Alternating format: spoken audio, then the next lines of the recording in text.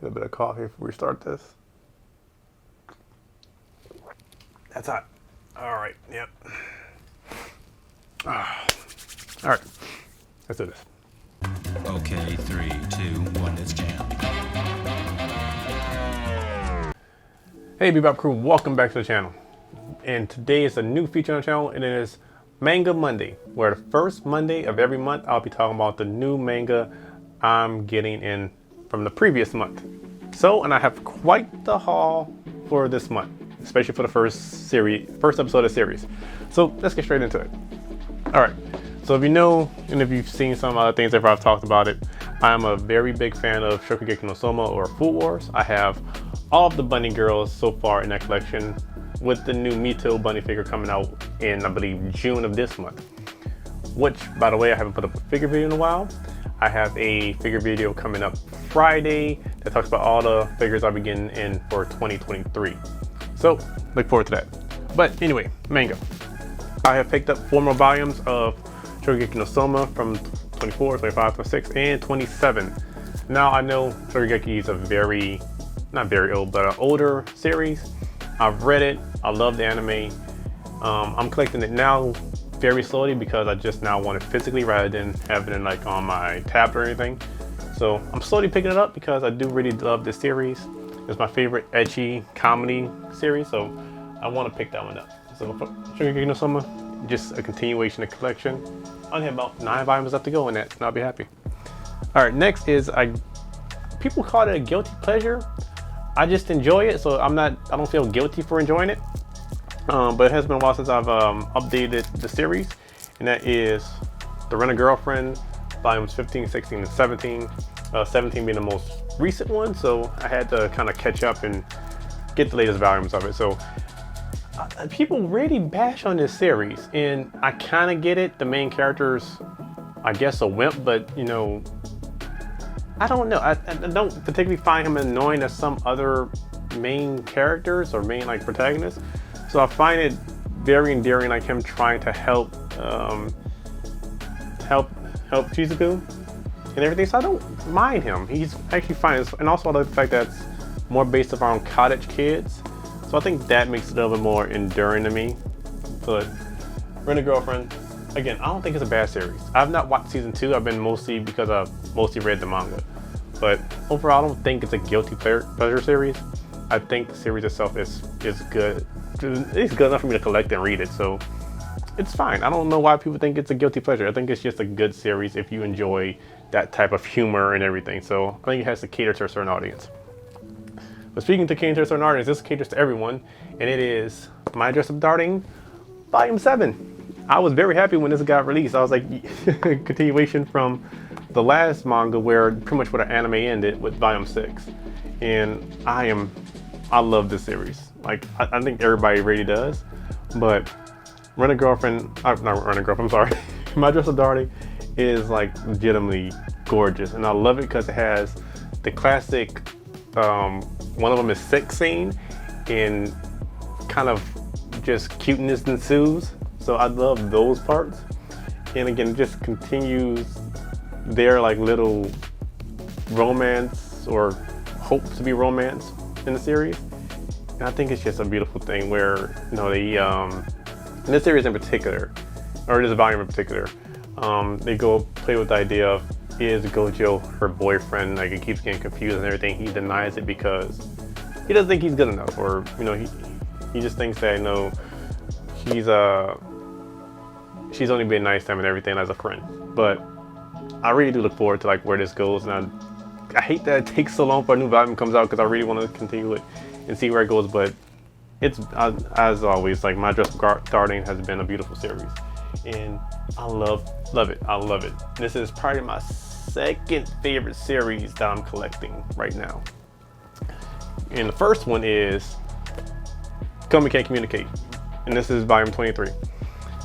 So for the last like 2, maybe 3 volumes, Komi has been kind of slow, mainly because they've been doing kind of more of interacting with other classmates and just being more fun and like enjoying their high school life, which I enjoy those series. But considering the fact that Komi Can't Communicate is more of a romance series, They haven't really, gone to the romance side of it for a little while. And this one I think changes it a good bit because this is a complete departure, not departure, but it takes a whole new route in like the whole, romance between, Shoko, Todano, and what is the Garu's name? I can't remember her name right now. It's gonna come to me later. I'm gonna be very annoyed. That's hard. What is her goddamn name? Anyway, you know who I'm talking about. But anyway, this kind of goes a new route with it. And if you really like Komi, if you've been enjoying the series, I think you'll enjoy where they go in volume 23 because it's a great, new venture for the characters. And this is probably like the best volume so far, which I really do enjoy. I do love Komi Can't Communicate, so I'm very happy with this volume. Like I said, the last 2 volumes or so were a little slower paced, a little bit more of, broadening the characters and like strengthening their friendships and stuff like that, which is cool. I enjoy that. But when it goes back to like the romance stuff, I'm just like, that's pretty much where that's where the pocket should be, or not should be, but that's where it really, hits the nail on the head for the series. It's a very sweet series, and I still do love it. So talking about sweet series, in series of the older ones I've been collecting, this has been a favorite one. I'm only 2 volumes away from completing this, and only because like I can't find the last 2 volumes. But is Ayo Haru Ride, which I watched I've talked about the series before. I watched the anime, and that's what got me into the manga because the anime didn't continue it. But Ayo Haru Ride is a very sweet, enduring series. I do really like it. A little more drama than probably should be in like a teen romance, but that's kind of part of course for some shoujo. But again, this is one that's very sweet because the author Ayo, I hope I'm pronouncing that right because I keep thinking Ayo, or it could be I don't know if I'm pronouncing that right, but Ayo Sakisaka, her work is beautiful. I love how she writes the characters. I love how she makes the story. So she's literally become like one of my favorite artists and writers so far because I like her romance and how she depicts it and how she portrays it, and it's just, I think it's very just nice, and I think it's very sweet and enduring. I think for shoujo, I think this is probably where I like a lot of my series. So I do like Ayo Haru Ride. It's probably, if I had to rank it, is it in my top 5? Because I think number 1 would probably be between Wotakoi and Horimiya. I think those 2 are still 2 of my good ones. Actually, there's a few other ones I do like. There's a few romance series I like. So okay, I don't know, but this one is good. This one is really good. I do like it. If you don't realize, for some reason I collect more shoujo because when it comes to shonen, I prefer watching it like on TV or like on a screen and everything. So shonen is more something I don't collect. I'll collect it here and there. For instance, like Demon Slayer, Dr. Stone, Chainsaw Man. I'll collect those and read them, but I like shonen on the screen because I like seeing the actual action and movement. Shoujo, I think, is the better kind of series or topics to read because I think it hits a lot better on the page. Not that it's bad in anime form, but I think I love reading it a lot more than watching it sometimes because I also could take my time and just get ingrained with the characters. But speaking of Ai Sakisaka, I have picked up her latest series, and it is Love Me, Love Me Not. And now these are the new series I'm about to get into. Love Me, Love Me Not is really, really, really nice. It's as good as her Ayo Haru Ride, but it follows 2 female protagonists who have different views on love. One is more of an idealist in like the fairy tale idea of love, and one is more realist on how love works. And neither one of those perspectives are wrong. And I love that the author touches on that because I think that's something a lot of people can relate to, if not one or the other side, then both. So I think this is a good topic to tackle between the ideas, especially in the setting of a high school love. Because when you're in high school or when you're younger, you idealize what romance is. And then when you get older, you kind of feel like this is nothing how romance can be or is and like depicted in stories. But there's nothing wrong with romanticizing love or romance, and there's nothing wrong with how having a very I guess realistic, I don't know if that's the correct term for it, idea of love. Like, I guess it's more of a, I don't even want to call it grounded. And it's not pessimistic idea of love. It's, I go with idealized, and I guess realistic is the best two terms I can describe the two common points of their ideas of love. And what I like about it is that even though they disagree on how love can be seen or how they think of love, they make really good friends. Like, they are very cool to see like each other interact with one another, because the two protagonists, they do bond at some point. Like, they start bonding and they become very good friends. And I do love the fact that they, even though they share those differences, they're very, very close. So as much as this is a story in a manga about, you know, their views of love and romance, it's also a very good friendship story about, even though some of your ideas could differ, you can still be very good friends. So I think this is a very good series for that. So I highly recommend Love Me, Love Me Not by Ai Sakisaka, because she's still very good at what she does as a writer and artist. The only caveat I have is in the ending of volume 1, there is a sort of twist / revelation, which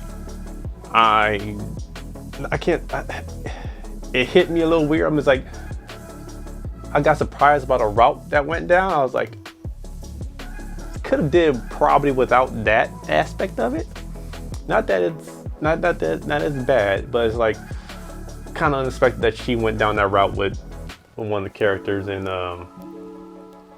if you read this and you get to the end of volume 1, you'll see what I mean, because it's like the very, very last part that they realize this, or that it's revealed. So it's just surprising is all I'm going to say, but still very good series, and I do really enjoy it.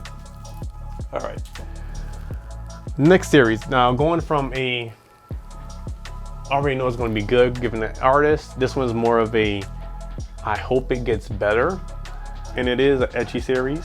And again, I should have prefaced this with Food Wars. I'm not a big fan of ecchi, or it has to be done right in certain cases. For instance, Food Wars is right because it's ecchi and comedy, and it's centered around like food, which is like, or cooking, which I'm a very big like fan of, because I love the idea of, I love cooking and everything. I watched my dad do it for years, and it's just something I have an attachment to. Ecchi, I love the idea of like, you know, being thrown in there subtly. Like, the idea of a foodgasm is like, people know the idea, and then Food Wars just put it into, you know, visually displayed it, which is cool. Some ecchi series go over the top and it's not tastefully done, so it can be like, it throws you off from the series. Chained Soldier, which is a new one I picked up, uses ecchi, and it's not that it's done bad, it's just that it doesn't particularly help the series. Like, the premise of it is fine. I think it has a, you know, decent premise with a guy who pretty much ends up in this other world and meets a girl, and he happens to get powers. So if I had to relate this to anything, I would think it's a combination of maybe World and Harem and maybe Rosario Vampire. I think that's probably the best combination I can give of it. And the reason I related to,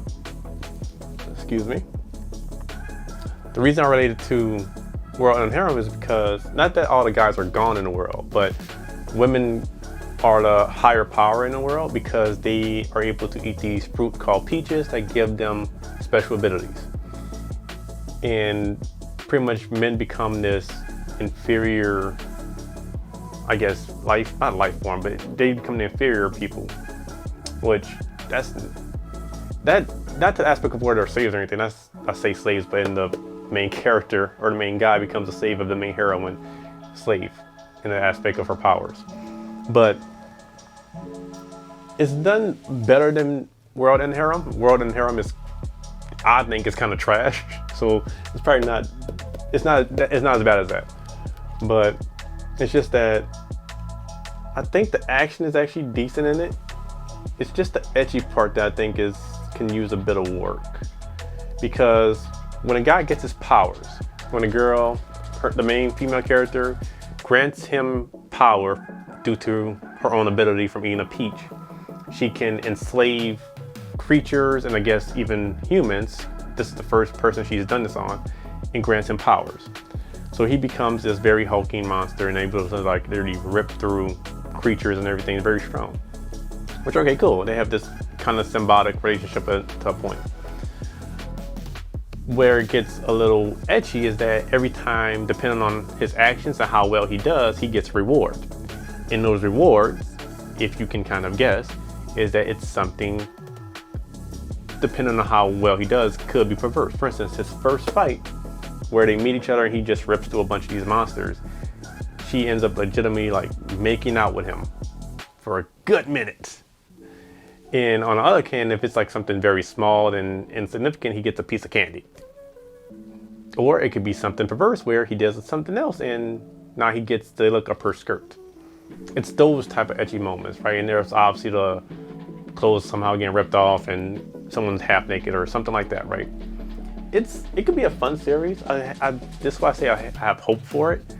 But it also doesn't, I don't think it's anything groundbreaking as far as, you know, shonen anime or shonen manga goes. So I don't know, it could be interesting. It does end with kind of a it doesn't surprise me with how the first volume ends. Because the main character, the main guy, is looking for his sister who disappeared. The main girl is looking for a monster that destroys her town. And at the end of the manga, at the end of the volume, it reveals, you know, something that if you read any kind of shonen manga, you could like, oh, I kind of see where this is going. Or I could have predicted like that would have showed up there. I'm not gonna spoil it. If you read it, you'll know. Again, it's not a bad series. I think it has potential. I hope it gets better with the next few volumes. I think it really couldn't do well. If it just balances the action, I think if it makes a story, if it heightens the story a little bit. But again, this is for volume 1, so I'm hoping it gets better from there. All right, going back to my shoujo. This series is very sweet. I really am enjoying it, and I had to keep. I'm really happy with this. It's Rainbow Days. By Minami Mizuno. I was about to say something completely different. So Rainbow Days is very, very nice. I really do love this one. Mainly because it's actually from the perspective of the guy. Because most shoujo is hands down most of the time from the perspective of the girl. Or a good ways between it. But this one's from the perspective of the main guy and his 3 friends. Which I think is a good separation for me, because like I don't usually see that most of the time. And the guy, all his 3 friends are ridiculous, or at least 2 of them. One is not misogynist. He's he's in a BDSM like light whatever. The other one, he's kind of a pig. He dates a bunch of girls, but they're all still decently good guys. Like I think it's more like guys like joking for the most part. Joking. I don't know. If you read it, you won't, like for instance, if you read it, you won't find any of them horrible or disgusting or bad. Like you can tell like they're all good guys and they're decent friends, right? So it doesn't give you that impression of like, oh, I hate this one character. No, I actually like all the characters in it.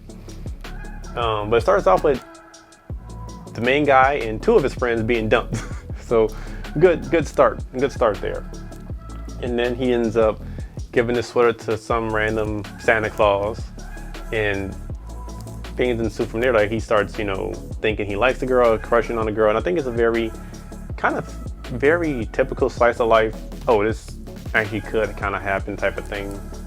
Shoujo. So it's a very sweet series. Rainbow Days is actually very sweet. I haven't read volume 2 yet, but so far I do really like it. I do like the direction it's going. And I think it's just a very good, simple, like innocent and honest read. So if you like shoujo, I think you'll probably like this one. For instance, if you like Aharai, if you're liking Love Me, Love Me Not, I think Rainbow Days is a good one to pick up. Okay, my next series, which is, I'm very mad it took me so long to pick this up, because reading it, it's really good. It is Kaiju number 8, which I'm pretty sure you've probably heard of it. You've probably seen it on your bookshelves at your manga shops or Barnes and Nobles and everything. In this one, the reason I didn't pick it up because again I mostly read, if you can't tell, I mostly collect shoujo. As a manga reader, I read shoujo more than I read shonen.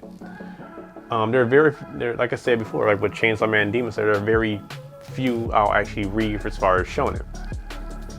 But this one, I already enjoyed it. From volume 1, I was like, oh my god, this series is so good.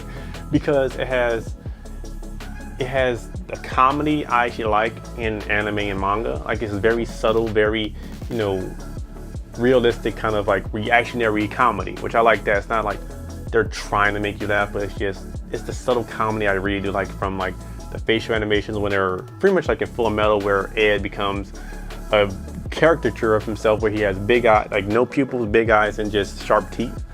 That type of stuff is funny to me. In Kaiju number 8 comedy, it's kind of the same thing. He gets, just white, no pupil eyes, a big mouth, or when he's sad, he's like just tears, like just waterfall of tears and everything. So it's a very funny series, as very well as the action's very good. It's, as you can't tell, Kaiju means it deals with giant monsters and everything. But what I also like about it is that it's very relatable, because it's a working class guy. And I relate to him probably a little bit more than I want to admit, because of certain aspects, his age. So I can relate to this guy because he's a working class, his age and everything. And even though he's there, the premise is he's now working as, for the most part, a disposal unit of the Kaiju monsters after they're being killed. And his goal was to initially be the one who's doing the killing, not doing the cleanup. But because he kept failing the exam to actually become a fighter, he's now doing cleanup, and he's almost given up, or he's more disappointed in how this has gone for him. And he can no longer apply to keep fighting because he's over the age. That is until he has a trainee with him. And the trainee tells him they've upped the age of where you can try out to become a Kaiju fighter. Or in the Kaiju Defense Force. Right? So they've upped the age to 33. So he has one more chance now. And now he's more like, okay, I can give this one more shot. I can still make my dream come true to actually fight. And he's doing this thing because he wants to help his childhood friend, who is of course a female that we meet, maybe we only see like two or three times. But because he made a promise as kids, hey, we're gonna fight Kaiju together. She's now a badass commander, and he's cleaning up the Kaiju mess that she kills. But he makes that determination, I'm gonna do this one more time. He has the confidence, and then all of a sudden, he now gets these powers. So this is why I do like this. He made up his mind to try it again and give it one more good go. Before he got his power, his mind was already like, I'm gonna try this again. It's not that he got the powers and now like, okay, I got these powers, I can do this. No, it was more, I can do this. I have another shot at making my dream come true. And then he just so happens to get, these powers. So I can relate it a little bit more to like the Parasite of, he gets the abilities, but he made up the will of it by himself before he got them. So I do like that aspect. And it's a very good series. The comedy, again, is very cool. The action, very good. And the art is fun. The art is very good. But like I said, I like the comedy aspect of it. I didn't expect the comedy with the series. So this is good. If you want a good shonen comedy series to read, I would say pick up Kaiju number 8. I'm 100% sure this is getting a manga adaptation at some point, because it's too good not to have a manga or anime adaptation. It's way too good that it won't. Okay, the last series I have. This series, I legit is my favorite I've picked up this month, and it's legitimately good. I don't know, it's funny. It has a good bit of action. It's just a very good series, and it has bits of romance or hints of romance in it. And it's Dan Da Dan. this series follows two characters, a boy and a girl, who the girl believes in the supernatural, so she believes in ghosts and spirits. The guy believes in aliens, and they don't believe in the others, superstition. So they challenge each other to a bet where the girl's gonna check out a place that supposedly has aliens. The guy's gonna check out a place that supposedly has spirits. And come to find out that same night when they do this, they both encounter the other's, supernatural being. The girl gets abducted, the guy gets possessed, and chaos ensues. And it's literally just a very fun series. The art is very cool. I love the character designs, and it's very entertaining, and I do love it. So it's in the realm of Chainsaw Man with kind of the action comedy bit. I think it's more in that realm rather than how Kaiju is, because it's a little bit more over the top, but at the same time very real. I'm about to say realistic, but it deals with aliens and ghosts. I think it's more fun. I think this one's a lot more fun and energetic and like a lot more carefree in a sense of that. So I will say this: the first time you see the girl and the aliens, the probing is not what you're expecting. It's a little bit more of gropey. I think it's the only word I could think of. It's a little weird. The aliens are weird. The first ones you meet, in the ghost that he meets is Turbo Granny. It's a weird premise, but it's funny. It's very entertaining, and I'm enjoying the series. This one's fun. Don is my favorite pickup of my new volume so far, and I look forward to reading it. I think there's maybe 4 volumes out right now. My shop only had 2 of them, but I'm okay with that. Like, I can pick this up very casually, and I'll probably pick this up probably more religiously rather than casually, kind of like how I do Comey.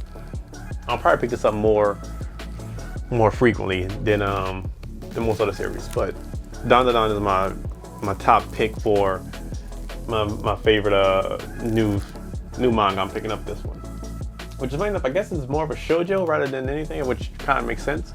But it has shoujo comedy and has hints of romance. So, yeah.